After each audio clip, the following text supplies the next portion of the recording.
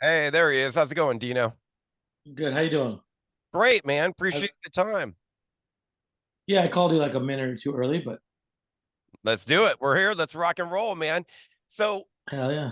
obviously, want to get into the new lineup, the tour, look back a little bit, but new lineup looking and sounding great. I haven't been out to see it yet, but I'm looking forward to the show, which we'll get into in a second. But curious, man, is this new lineup and seeing Pete and Milo as kids kind of coming into this? Has it kind of rejuvenated your juices a little bit? Got you like a little bit more excited seeing it all through their eyes again, like seeing it through their baby eyes? Although it is very exciting to have those guys in the band, definitely for sure. But I have a lot of energy, and I'm just extremely excited just to be out there to play again because we've gone through so much. This band has been through a lot of legal issues, and of course, all during the COVID restrictions. So now it's just exciting to get back out there and tour the world and play these songs as they should be played. And of course, Pete's amazing drummer. He comes from a thrash metal band called Havoc, and he just kicks ass. And of course, Milo, he's the Italian-born, you know, uh, singer who, he's just fresh off the boat. And for him, this is really new because this is like his first tours that he's been Hey, doing. that's what I'm saying. Well, yeah, where Pete, it's like he's been touring for a long time with those other bands, but Pete is just like Milo is just the one that's really new to all this, and he's just absorbing it all and handling it perfectly. I'm curious too, especially with Milo about the culture shock. I mean, have you turned him into an Angelino yet? You got him drink, margaritas and tacos and everything, and taking him to In-N-Out Burger and all that. Well, he doesn't really drink, so definitely not the margaritas, but for sure the tacos. Now, the only thing about Milo is that he can't eat anything spicy, Ah, so no salsa, no jalapenos, nothing like that. So, but he does love. He likes quesadillas a lot. those are safe. Those are safe to eat.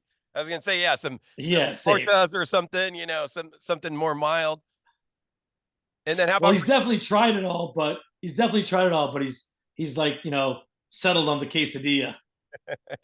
and is he? I'm sure he's helped you with your Italian at the same token.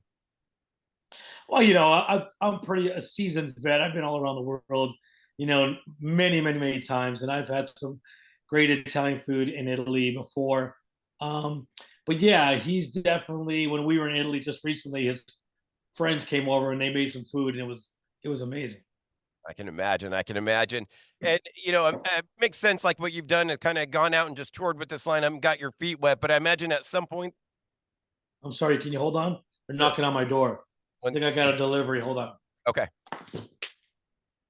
All right. All right. Sorry about that. We are just getting ready to start this next tour with Machine Head, Mhm. and so I'm getting a lot of deliveries with merchandising and different gear, new gear. You know how you got to get prepared, for these tours coming up, and it's a lot of stuff. Absolutely. Speaking of the tour, let's go ahead and get into it. The Slaughter the Martyr.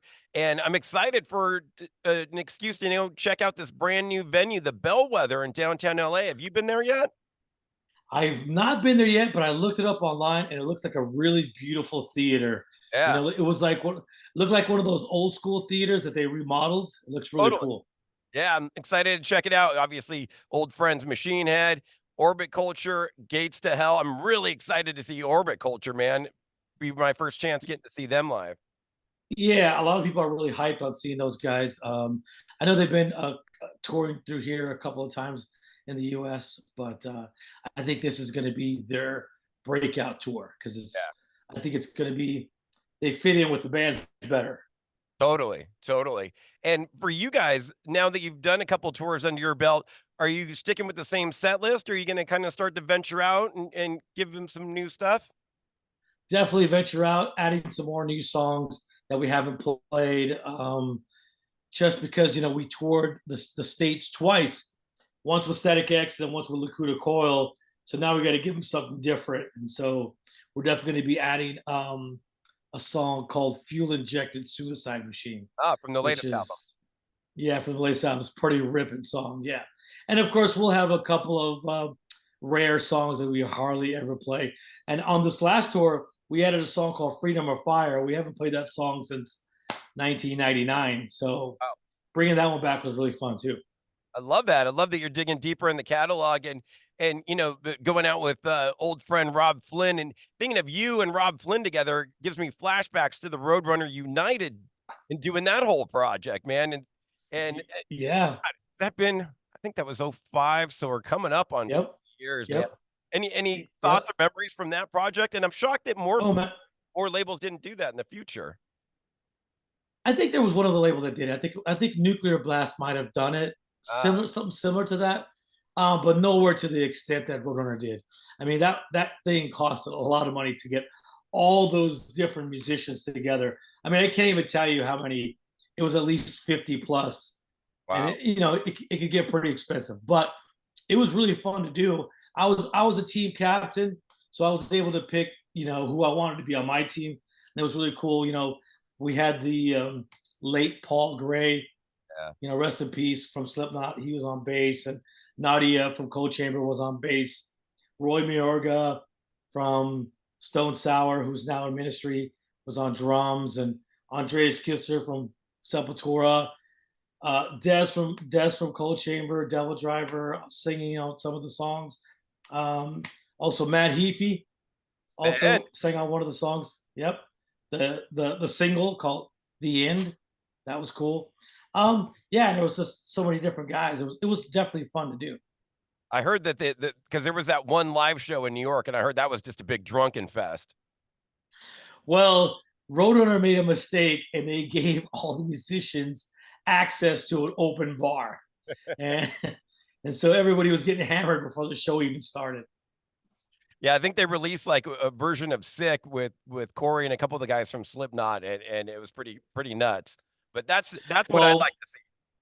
yeah, Brian Fair, the singer of Shadows Fall, was singing. I can't remember what song he was singing, but he he was so drunk he fell on stage a couple of times. It's actually in the video on the DVD. Good times, man.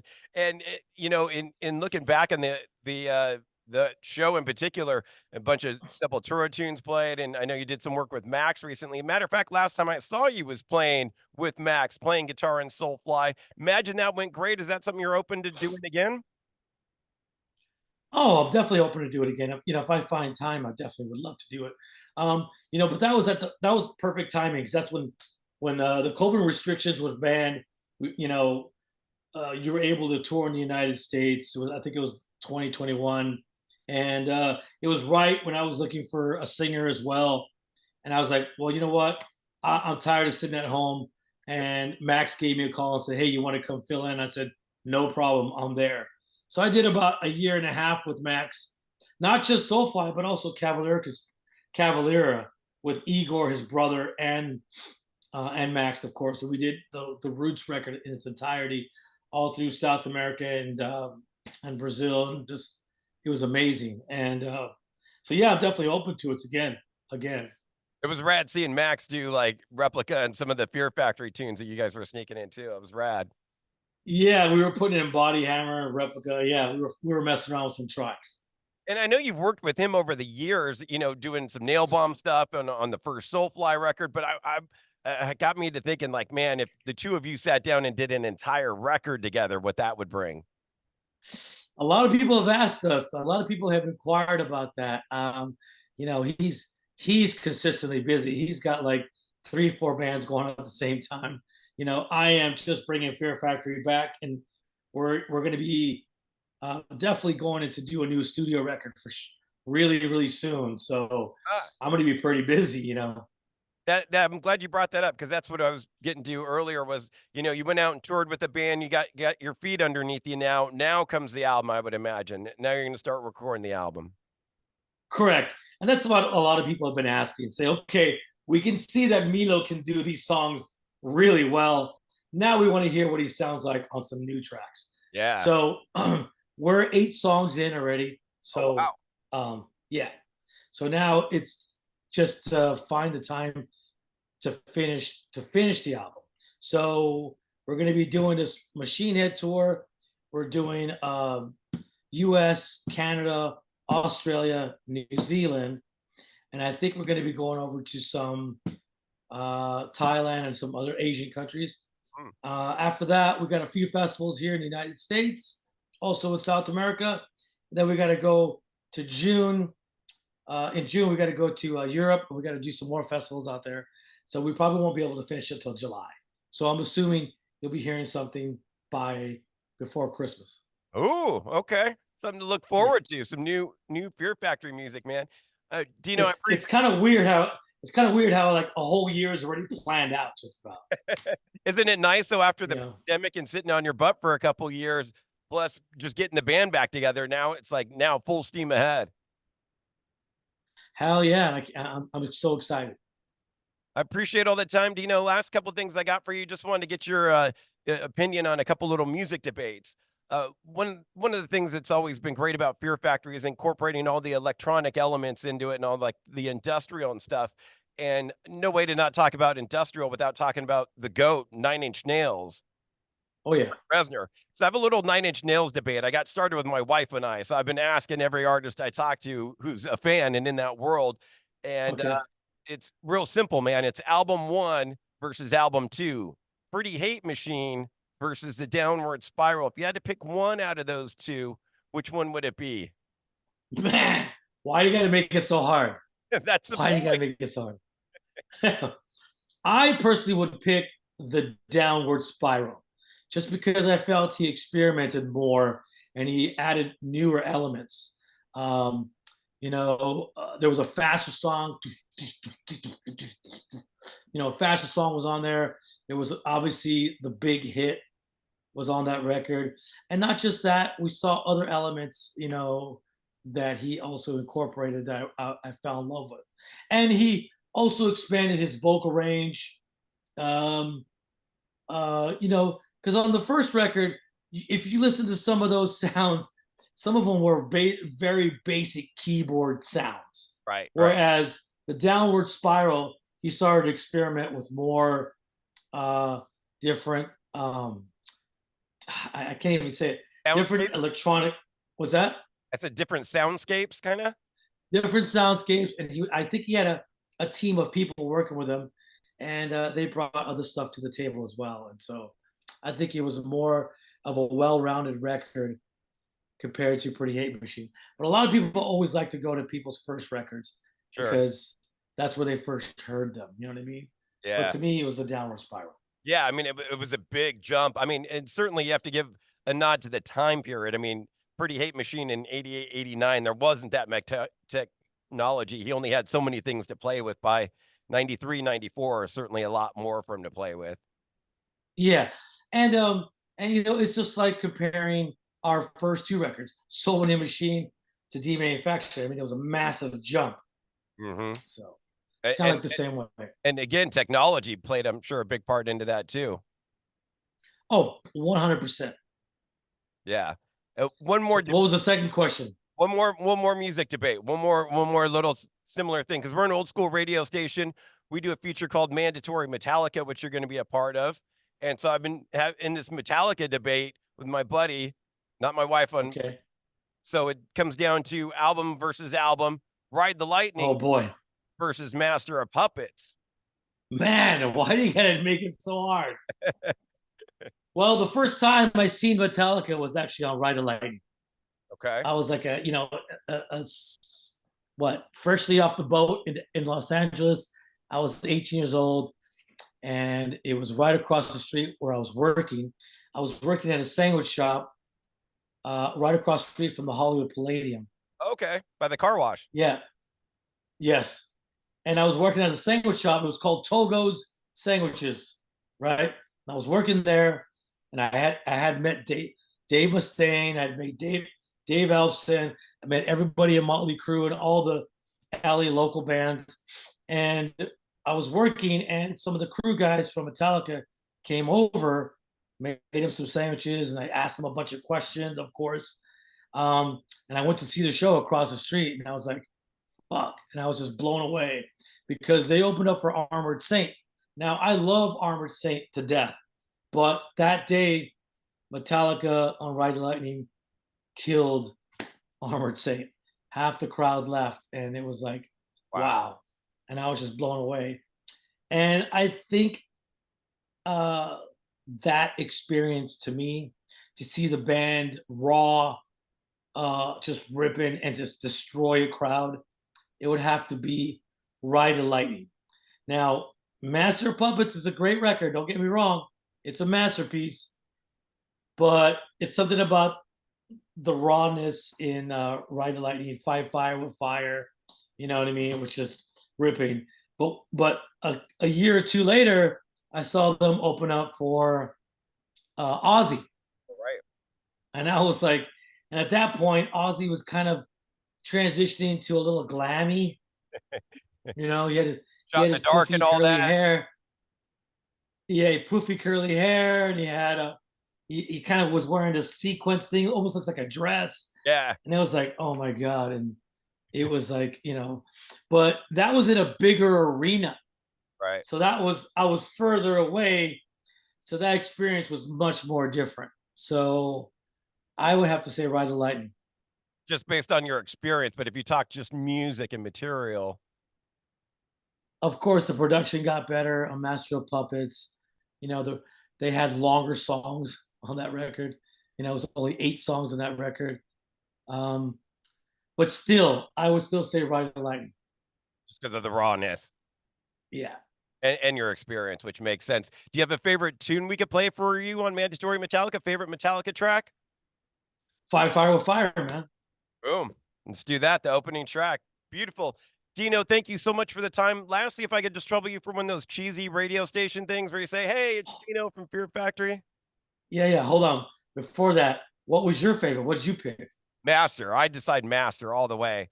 Same kind of the Okay, same why? Why though? because it breaks down to kind of like we talked about with Nine Inch Nails.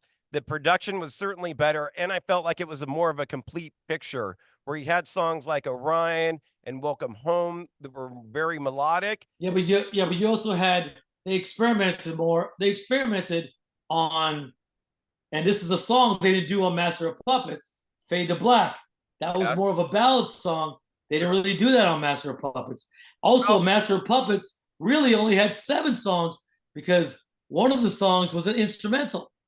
Orion, but see, So they only gave you 7 songs. You know what I mean?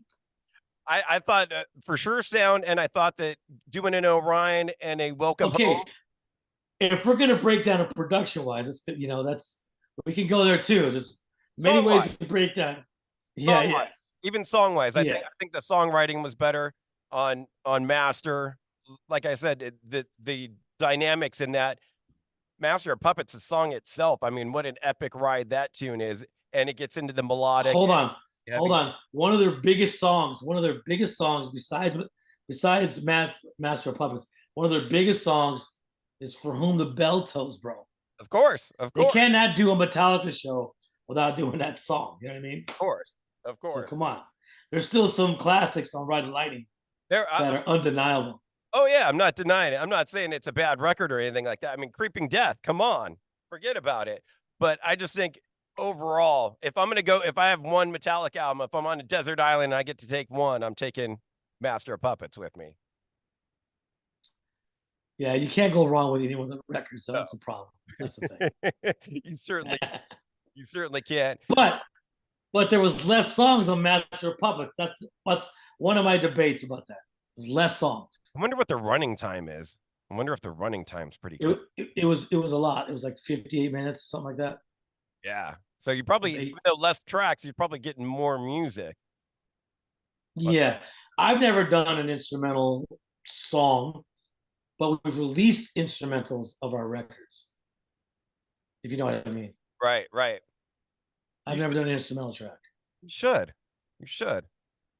Why I not? should, Why not? maybe. Especially But in a band anyways, like Beer Factory, man, where you can bring in the industrial and you could give it so much different texture without having lyrics. I don't know. I think you could create some cool soundscapes and sounds.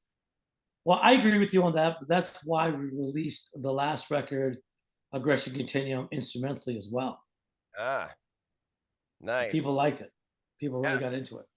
yeah. And Well, the reason why I did that was so people can audition with those tracks when I was looking for singers. That makes perfect sense. Hey, here's your karaoke version. Totally. Add in the vocals. Exactly. Beautiful, man. Thank you so much for the time. Can't wait to see you out there in downtown LA. Hell yeah. Later, buddy. Thanks. Thank you. Bye-bye.